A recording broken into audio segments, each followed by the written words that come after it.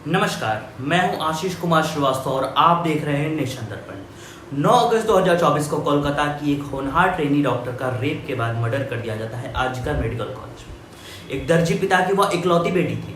माँ और पिता का रो रो कर बुरा हाल है। जिंदगी भर संघर्ष कर कर बेटी को पढ़ाया। अब जब वह बुढ़ापे में उनका सहारा बनने वाली थी, लेकिन सब कुछ तबाह हो गया।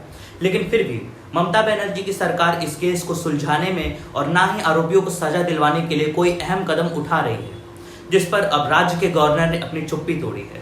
आइए वीडियो में आगे देखते हैं कि उन्होंने ममता बनर्जी से क्या कहा और उन्हें क्या निर्देश दिया। कोलकाता के आजकर मेडिकल कॉलेज में डॉक्टर के साथ रेप और मर्डर और भ्रष्टाचार के मामले को लेकर पश्चिम बंगाल के गवर्नर CV आनंद बोस ने ममता सरकार को कैबिनेट की इमरजेंसी बैठक बुलाने का निर्देश दिया है।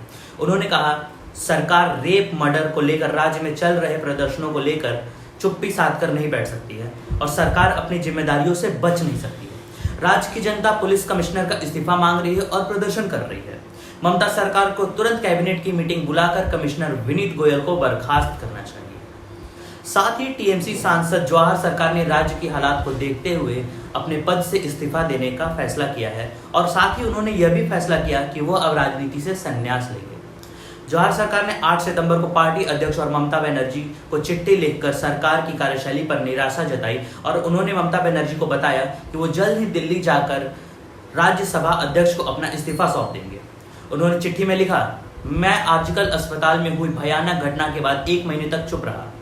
मुझे उम्मीद थी कि आप अपने पुराने स्टाइल में प्रदर्शनकारियों, जूनियर डॉक्टरों के मामलों में हस्तक्षेप करेंगे। हालांकि ऐसा नहीं हुआ। सरकार अब भी कार्रवाई कर रही है, पर वो बहुत कम है और काफी देर से कर रही है। राज्य में बहुत पहले ही सामान्य स्थिति बहाल हो गई होती अगर भ्रष्ट डॉक्टरों के ग्रुप को तोड़ दिया जाता और गलत प्रशासनिक कार्रवाई करने वाले दोषियों को घटना के तुरंत बाद ही सजा दी जाती। हम आपको बता दें, जवाहर सरकार एक रिटायर्ड IAS अधिकारी हैं। जवाहर सरकार एक पब्लिक इंटेलेक्चुअल स्पीकर के साथ साथ लेखक के तौर पर भी जाने जाते हैं। तृणमूल कांग्रेस TMC ने 2021 में 2 अगस्त को उन्हें राज्यसभा भेजा था। जवाहर सरकार ने यह भी कहा, मुझे यह देखकर आश्चर्य होता है कि कई पंचायत और नगर पालिका स्तर के नेताओं ने बड़ी संपत्ति अर्जित कर ली है। वे महंगी गाड़ियों में घूमते हैं। इससे न केवल मुझे बल्कि पश्चिम बंगाल के लोगों को भी काफी दुख है। वहीं TMC के नेता कृणाल घोष ने जवाहर सरकार के इस्तीफे के फैसले पर कहा, मैं जवाहर सरकार के व्यक्तिगत सिद्धांतों की आलोचना नहीं करूंगा। यह उनका फैसला है, वे अपने फैसले ले सकते हैं। वे वरिष्ठ और समझदार व्यक्ति हैं, उनके अलग सिद्धांत हैं। हमारा शीर्ष नेतृत्व तो इस पर विचार करेगा।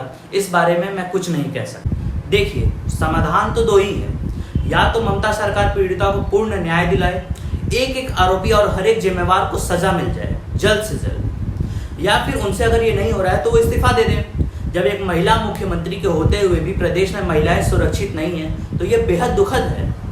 बाकी यह राजनीति है, यहाँ शर्म है कि आती ही नहीं। देखते हैं ममता जी को आती है या नहीं। धन्यवाद।